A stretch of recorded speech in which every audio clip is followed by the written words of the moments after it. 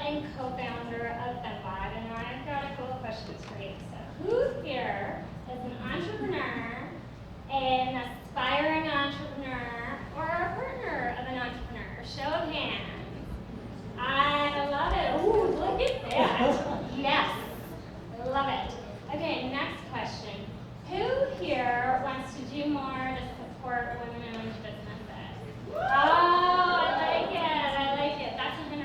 We don't usually get 100% on any question but that one. It was a little bit of a gimme. So I have to take out my notes. All right. So, how do you support women-owned? Well, look around. Wow, okay, everybody in the room. And the space, right? Like, do an event here. Or, I don't know if anybody tasted the cranberry gin spritz. Yeah, Cobalt. So that, get them to do your drinks at your event. I, by the way, had to practice cranberry gin spritz 15 times in the car. Ashley can tell you that. Because it did not roll off my tongue for whatever reason, but now I'm good. And so we've got our puppet chefs back there. Wave. Yeah, right? Holy moly, that's so good, right? And it tasted good too. And then we have these fabulous setup and designs by Ruth and Amy taking photos. So that's just like one way, one little way that you help support women-owned. There's a method to our madness. We've got a women business directory, and there are over 400 women businesses on there and growing. You would have thought we've been around forever, but no, August. We launched in August. 400 and growing strong.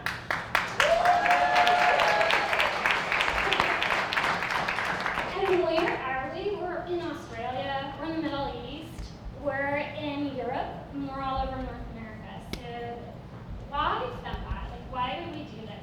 We really didn't see anywhere where you could go out and find across geographies, across business types, across sizes of businesses, women-owned businesses. We didn't see that out there, and so we thought, we're doing it. We're doing it, right? And so we went out there, and you know what we started to hear after we started Femmebought'S was, we don't have a community. We don't know where to get the support. We don't know where to get money, right? Money, we all want it. We don't know where to get clients. Like, how do we do that? And so we listened, and that's what we're about. And so I told you one way that you can support women, but the other way, like, if you need a lawyer, if you need auto parts for your car, if you want to advertise as a media company, if you want drinks, you name it, we've got it. And if you ask yourself, am I supporting women-owned? And the answer is I don't know. The panelists are going to be able to tell you how to do it, right? So without further ado, I'm going to turn it over to Traci Campbell, who is going to moderate with Rebecca, Stacey, and I talking about Femmebought'S and funding.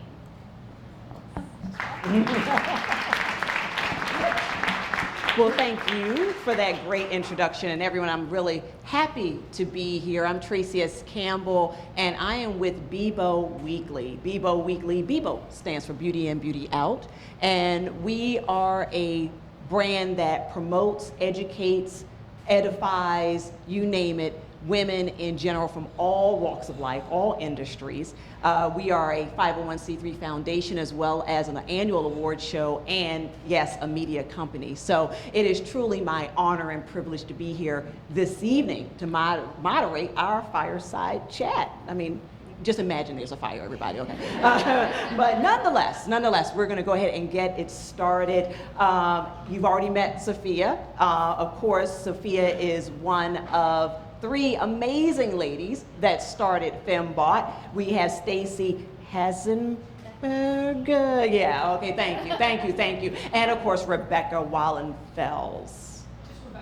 Okay, I've been practicing. I wanted to show off. I was practicing. But these ladies are amazing, and I want you to get a chance to get to know them a little bit better and why they started Fembought, and all sorts of other interesting information that you may find helpful as you endeavor on your businesses as well. Okay, so I want to start with the fact that obviously you three are, I would say, role models. You embody the traits and all the things that I would assume a role model would have.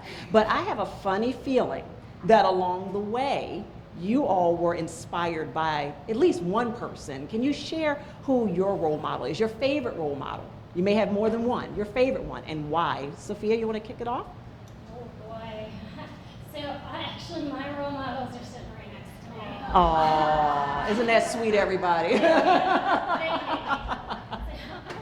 have a lot of role models. I'll start, Mel and Albright was one of my role models. Just when I was starting out, I didn't know of a woman that could kick, like her. And she's smart and powerful, and she's part of the global economy. She's shaping social and economic policy by what she was doing. Absolutely. Awesome, awesome. Stacey? So for me, I'm going to stick with mom. And I think my mom was a role model and she didn't even know it. So Right. She went back to school when I was in junior high and became a psychologist. Wow. Started a business, got clients. She's now 80 and just retired. Amazing. And I think she always thought of herself as really a wife and mother because she's from that, I think, generation that was really what was important. But as I have looked back on it, she really knew how to juggle a few things and own her own business and run that as well as run the house. So, Good for her. Fabulous, fabulous. And last but not least, Miss Rebecca. So I'm going to be as cliche like Stacey. It's also mom, and for slightly different reasons. But my mom is also like of that generation where it was wife and mother, and mother of 11 too. So Wow. okay, Bless her, bless her. But aside from raising all of us, she also went back to work when I was, after I started school. I'm one of the younger ones in the family. Spoiled, of course. And part of that too, in being raised by mom, she was obviously the strong force in our house. But my older siblings, I started off with 4 girls first. And so I was actually raised by 5 women. And growing up though in that household where it was very traditional, you're a wife, you're a mother, and you're expected to get married. But being encouraged to always follow like what it is I wanted to do. Exactly. So yeah. Wonderful. Fantastic. Well, I definitely can empathize with all of you. My mother was absolutely my role model, my muse. A lot of what we do at BIBO stems from just wanting to honor my mom. So I really resonate with, and I'm sure a lot of ladies, a lot of men and ladies here can empathize and resonate with that. So speaking of role models and passions, you guys are very passionate about what you do. You're passionate about your role models. What was it that made you decide one day, we're going to get up and we're just going to start a women's directory and we're just going to go out and do this thing? What motivated you to do that? Stacey. So it was conversations with Sophia around trying to find something that we didn't find out there in the marketplace. I think we also were in jobs at big companies where we felt stuck, I think, and we were seeing a lot of men move ahead. And we were making decent money, and we decided, well, we would really like to support women. If I could support and put money in the pocket of a woman and buy something from a woman versus a man, I would do that.